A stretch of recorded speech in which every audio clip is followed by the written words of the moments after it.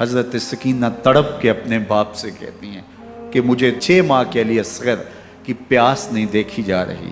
بچے کو ہاتھوں پہ اٹھاتے ہیں اور نہر فرات کے کنارے پہنچ کے فرماتے ہیں اشک کی آنکھ سے مخاطب ہو کے، تمہارا معاملہ میرے ساتھ ہے، اس 6 ماہ کے بچے نے تمہارا کچھ نہیں بگاڑا۔ ایک 2 شاخہ تیر آتا ہے جو حضرت علی اصغر کے گلے کو چیر دیتا ہے۔ راوی لکھتے ہیں کہ وہ عام تیر نہیں تھا، جانوروں کو شکار کرنے کے لیے جو بڑے تیر ہوتے ہیں وہ 2 شاخہ تیر تھا۔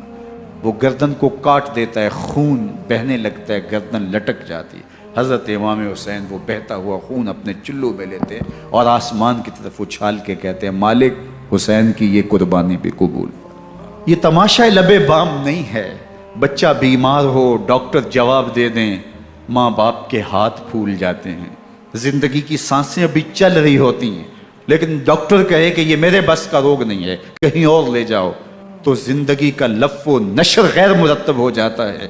میں سلام پیش نہ کروں حسین ابن علی کو، 6 ماہ کا علی اصغر ہاتھوں میں دم توڑتا ہے، گردن لٹک جاتی ہے، خون بہہ رہا ہے۔ اب خیموں کی طرف بڑھ رہے ہیں لیکن زبان پہ شکایت نہیں ہے، کہتے ہیں مالک حسین کی یہ قربانی قبول کر لے۔